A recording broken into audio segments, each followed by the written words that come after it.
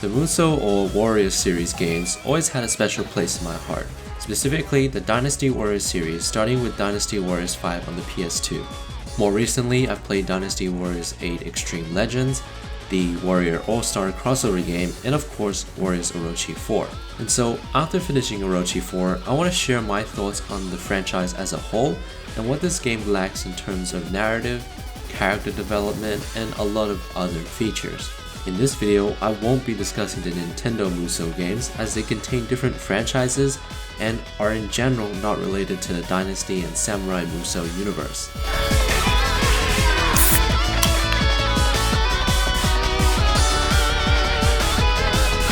I want to start off by talking about the gameplay because it's something that I actually quite enjoy in Warriors Orochi 4.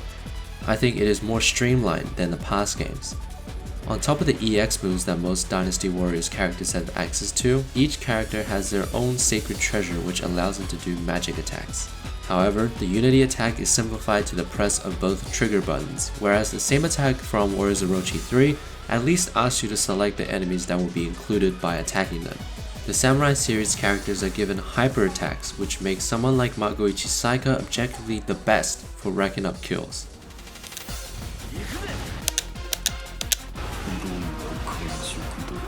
The new characters introduced have unique mechanics that I really enjoy, such as Athena's Aegis, which allows you to petrify enemies with a red attack and then shatter them with the yellow attacks. The same can be said for Ares with his weapon, which can apparently vacuum up enemies. So in terms of gameplay, Warriors Orochi 4 is really easy to pick up and enjoy. But if you're a long-time Warriors Orochi fan like me, this installment might be the most lackluster of the bunch, and here's why. The Musou games always had to deal with a key narrative issue. How do we make another game where the order of events and the characters that participate in them are the same? The Romance of the Three Kingdoms worked as a guideline for how the developers at Omega Force lay out the stories in the Dynasty Warrior games. They don't have the freedom to do a complete retelling of the story in their mainline Dynasty games. There are other forms of media that are doing this. However, this does not mean that they have not experimented with the narrative, or rather the way it is delivered. For example, Dynasty Warriors 5 had a campaign for each of its characters. Of course, not every character's campaign was unique, since missions are often repeated. But there are usually tasks that are assigned to your chosen character in the missions. So if you see another playable character doing something important in a mission, when you play as him or her, you will also be carrying out that task. Skipping ahead a decade later, Dynasty Warriors 8 Xtreme Legends had branching campaigns that contained a hypothetical ending for each faction, almost doubling the number of missions.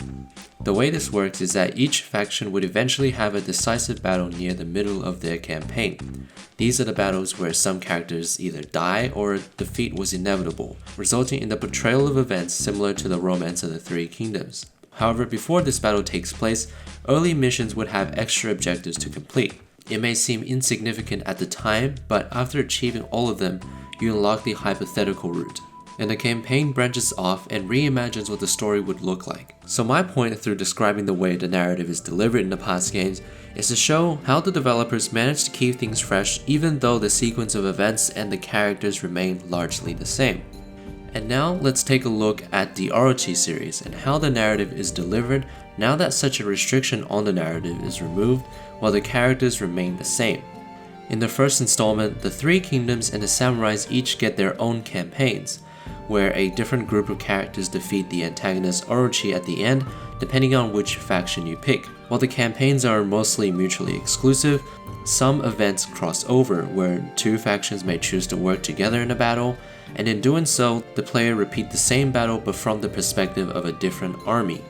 The similar narrative structure continues in Warriors Orochi 2, but this time there is an Orochi campaign where you play as the antagonist. Warriors Orochi 3 is where the narrative structure changes in a way similar to Warriors Orochi 4. There is now one campaign to play through, and you start off with only a few playable characters and obtain the rest over the duration of the story. I have to say that Orochi 3 is my personal favorite in the series, and it pains me to look back at the game after playing Orochi 4 to see the ways it regressed.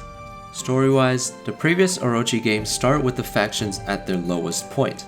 In Warriors Orochi 1, The factions are broken because their respective leaders were either captured or rumored to have died. Warriors Orochi 2 picks up directly after the first game, and the humans are joined by the mystics to stop the demon army from resurrecting Orochi. The third installment starts when all the heroes have died except only 3 due to fighting against the Hydra. In a decisive battle when all hope is lost, the mystic Kaguya comes to the rescue with the ability to rewind time before the Hydra appeared and to correct the mistakes that were made in the past in order to repel the attack with everyone alive. Obtaining new characters in this game felt more like rescuing them from their fate, as characters recalled key events that resulted in their allies' death. The story's emphasis is placed upon the mystic Kaguya, who assists the humans to band together and defeat the Orochi, and in doing so gains an insight into humanity through the struggle. The reason I bring up Kaguya in Warriors Orochi 3 isn't because she is the most precious thing and she deserves all the happiness she receives, or that she shares a name with someone equally as cute, but it's because of the character development that occurs. We can see how she transforms from a mystic wanting to help the humans to someone the humans can call their friend and a leader figure to them over the campaign. In contrast, Warriors Orochi 4 experiences a lack of or weak character development. And to illustrate this point, let's take a look at Wang Yi and a brand new character, Athena. Wang Yi is one of my favorite characters. She is a character driven by revenge since her husband was killed by one of the warriors that you can play as. And throughout the mainline Dynasty Warrior games, her dialogue and story moments are often always about how much she wants to avenge her husband and to put an end to her nightmare. あなたとずっと一緒にいるわ。もう二度と悪夢を見なくて済むよ。In a universe where memories are wiped and the chronology is reset, you'd think the writers would come up with interesting ways to bounce characters against each other or to learn from each other. But the characters themselves say that 復讐を遂げても元の世界に戻れば全て忘れる。お前の心は満たされぬまま悪夢は続くだろう。 even if she achieves her revenge, when they return to their world, her nightmares will return, and the events that happened in this crossover world will be forgotten. I would much rather see a mission that helps her overcome the trauma or even have her fight alongside the guy who killed her husband. But no, you know what her character becomes after she joins the human side? She becomes a girl who likes eating food. And the mission that comes afterwards have you helping her and her friend defend food stores from the demon army. I'm just sad that the potential was there for interesting character drama and dare I say fan service, but like most of the characters in this game, the writers stop halfway and fails to develop them further. Athena experiences what I would describe as weak character development. Athena is a character I was looking forward to going into this game since she is one of the few new female characters in Warriors Orochi 4. And yes, I am the type that always play the female characters in these type of games. You see, Athena at the beginning of the game was this impenetrable force against humanity, and was the enemy commander for dozens of missions early on. She's the type to call the characters mortal scum at the beginning. However, as the circumstances change and you finally gain her trust leading to her joining your cause, her character does a 180, and the goddess of strategy and warfare just turns into a weak goody two-shoe character because oh guys, did you know that she's a cute girl underneath that helmet? And from that point onwards, she never once had any doubt about the humans or struggle with her being a goddess working with them. This is disappointing because what the writers have chosen is an easy way of developing a character, and by this point it is such a cliche. Actually, thinking back, there is exactly one good character with good character development. Diamondback. Just Diamondback. He's self-aware.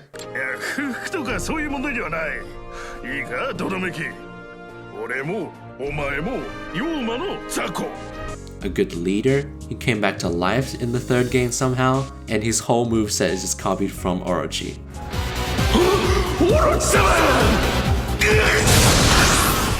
Consider the rivalry between Lu Bu and Ne Zha in Warriors Orochi 3. In the middle of some battles, the two of them would just appear out of nowhere and begin fighting. Most of the time you couldn't even interrupt them, and then after a while they both just retreat. You later discover the reason why he is so adamant in defeating Ne Zha is because he killed Lu Bu's girl. Through this, we could see a side of Lu Bu that we've never seen before in the previous games. aside of him experiencing defeat again and again. And this just begs the question, why couldn't they have done the same to more characters in Warriors Orochi 4? The most likely answer to that question would be its vast number of characters, which ends up becoming the game's biggest weakness. They can't utilize all of them effectively, resulting in either predictable matchups or weird combinations. With around 170 characters, it's impossible for all of them to get their chance to shine in the limited amount of missions. And yet, they still try to cram everyone in some way to the missions as either one of the characters on the field or as part of an elite squad, which is a predetermined squad picked by the developers. Now, the elite squad feature in Warriors Orochi 3 actually serves a narrative function. The characters chosen were a part of the mission, and you get to do cool stuff because you chose them, not just for a boost of XP. In Warriors Orochi 1, if the characters you're using comes across another character on the field, you'll usually hear a dialogue exchange between the two. For example, Tachibana Ginshio will usually have her dialogue about being one of the few women in the Shu campaign. And the same applies to most characters. In Warriors Orochi 4, the elite squad serves no narrative purpose in the stage that they were chosen. The only reason why you would depart with an elite squad is for the EXP bonus. Also, one of the most glaring issues is the overabundance of tactician characters in the game. And what I mean by this are characters from their series who usually play the strategist role for their faction. In past games, having a tactician character accompanying the player on a map usually means a goal-oriented mission where there are many small tasks such as taking out important officers, escorting messengers, and capturing key strongholds that, when completed successfully, leads to a crushing defeat of the enemies and a swift victory for your faction. Just look at the Battle of Chibi and many fire attacks and floods that were used in the past games. In Warriors Orochi 4, this hardly happened.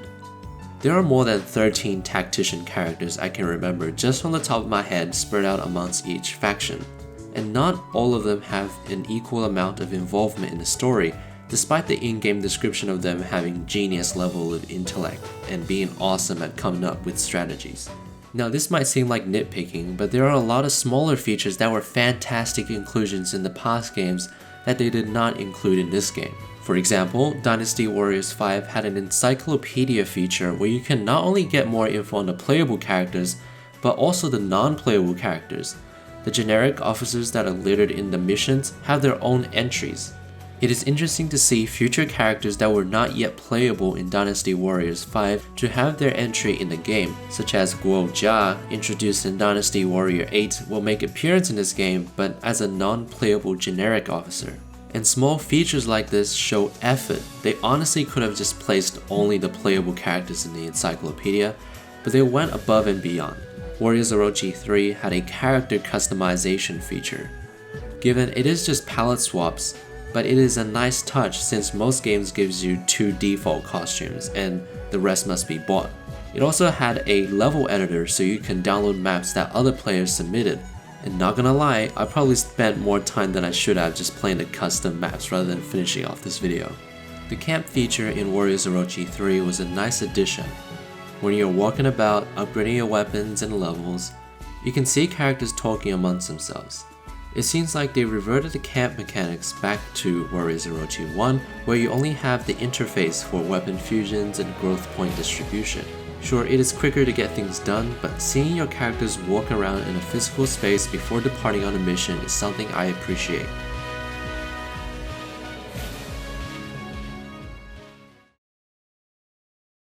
I guess after months of writing and making this video, I've gone back and replayed older Musou games and I've enjoyed this trip down memory lane, with Dynasty Warriors 9 being a flop and many people online sharing similar sentiments about this game. I am hoping that the developers at Omega Force and Koei Tecmo can figure out the best step forward with their future Musou games. And yeah, I've heard about the upcoming Persona Musou game, but I don't want them to abandon the Dynasty or Samurai franchise. Like I've said in this video, I grew up playing this series and there's plenty of potential in this world and its characters, and it's a shame that their most recent games were poorly made. Thanks for watching this video. This is probably the longest it took me to make a video on this channel, This franchise is something that I'm quite passionate about, so that's why I wanted to take my time with this and do it right. I've been streaming a little bit on this channel, you probably heard about this. Make sure you check it out sometimes. I made a highlights video of the past 4 streams that I did. Nigga.